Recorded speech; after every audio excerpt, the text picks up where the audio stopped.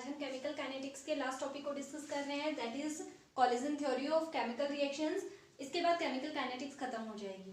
तो देखिए collision theory कहती क्या है। कोलिजन थ्योरी हमें बताती है कि जब भी कोई रिएक्टेंट प्रोडक्ट के अंदर कन्वर्ट होता है तो उसके पीछे कोलिजन्स रिस्पॉन्सिबल होते हैं। किस तरीके से?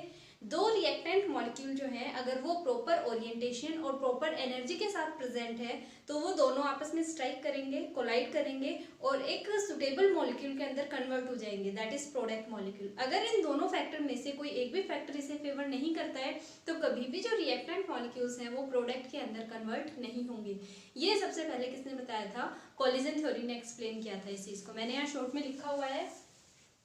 कोलिजन थ्योरी के अकॉर्डिंग रेट ऑफ रिएक्शन किसके डायरेक्टली प्रोपोर्शनल होती है?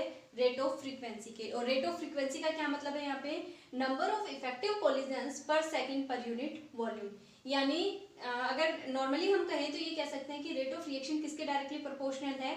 नंबर ऑफ इफेक्टिव कोलिजन्स के ऊपर। कितने इफेक्टिव कोलिजन्स पॉसिबल हो पा रहे हैं वो उसकी रेट ऑफ रिएक्शन को बताएंगे। यहाँ पे देखिए एक इक्वेशन लिखी हुई है, K is equal to P Z A B E raise to power minus E A by R T. जो कोलिजन थ्योरी है उसके अकॉर्डिंग ये जो इक्वेशन है आपको याद करनी पड़ेगी।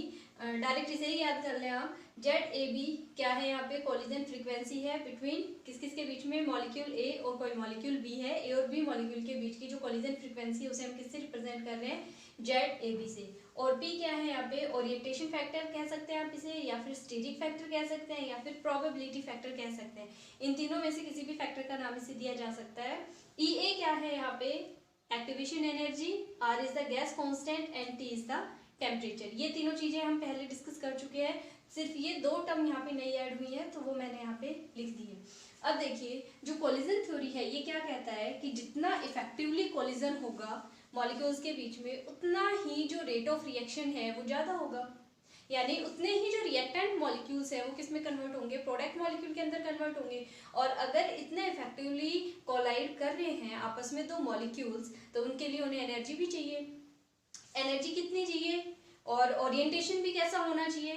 तो यहाँ पे बेसिकली जो फैक्टर्स हैं जो कोलिजन को अफेक्ट कर रहे हैं वो कौन कौन से फैक्टर हैं? दो फैक्टर हैं। कौन कौन से? एनर्जी फैक्टर और दूसरा कौन सा है? ओरिएंटेशन।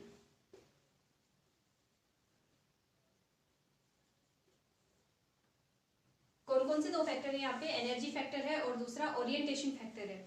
अब देखिए एनर्जी, अगर कोई भी दो रिएक्टेंट मॉलिक्यूल किसी प्रोडक्ट के अंदर कन्वर्ट होना चाहते हैं तो उनके पास कम से कम थ्रेशोल्ड एनर्जी जितनी एनर्जी प्रेजेंट होनी चाहिए, सिर्फ उसी कंडीशन के अंदर उनके जो कोलिजन है वो अच्छे से हो पाएगा, एक दूसरे को अच्छे से कोलाइड कर पाएंगे और तब वो प्रोडक्ट के अंदर कन्वर्ट होगा। सेकंड है ओरिएंटेशन।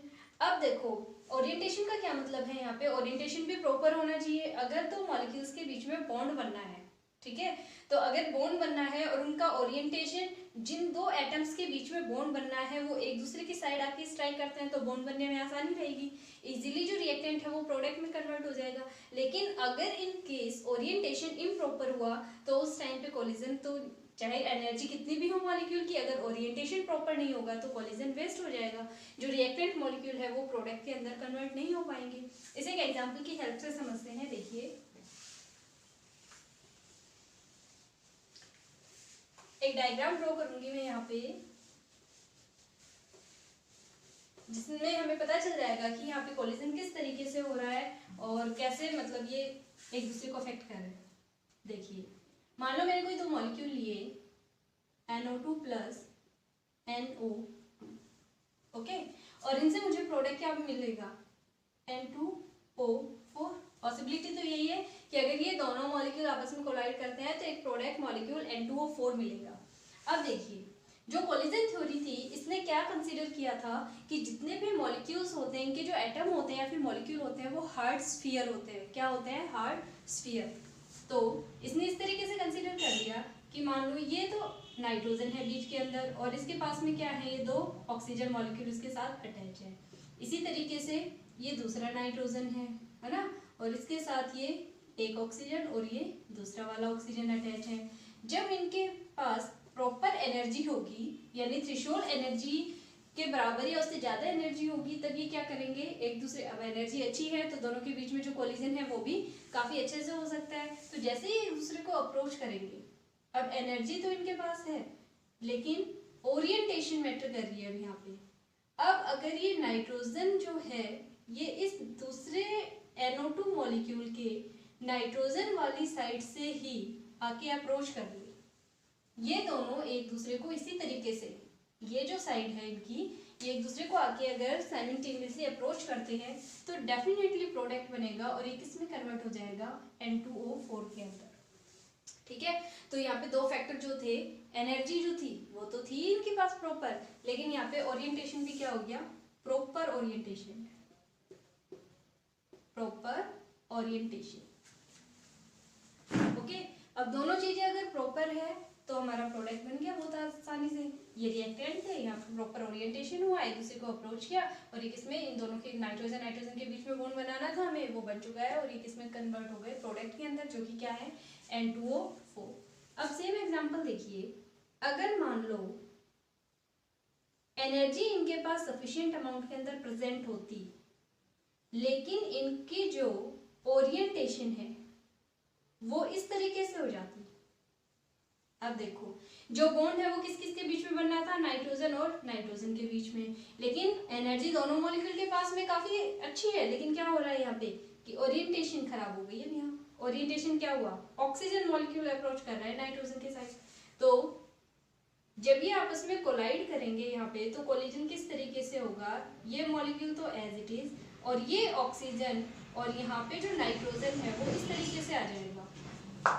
अब ये दोनों मॉलिक्यूल जब यहाँ पे कोलाइड करेंगे तो ये ओरिएंटेशन कैसी हो गई, इम्प्रॉपर,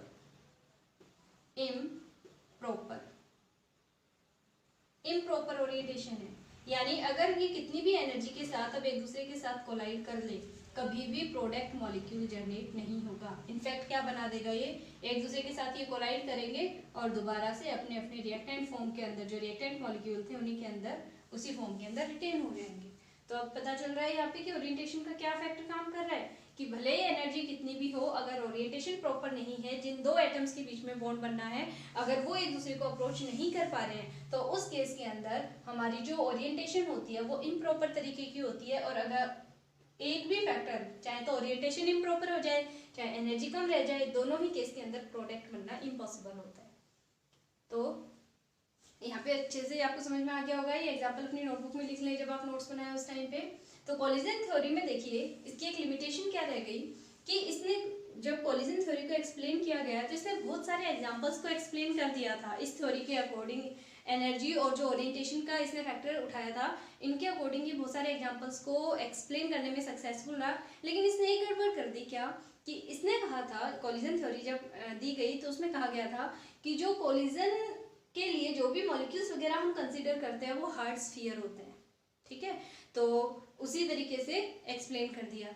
इन्होंने जो एक्चुअल में इनकी अरेंजमेंट होती है, जो स्ट्रक्चरल अरेंजमेंट होती है, उसे कंसीडर करना जरूरी नहीं समझा।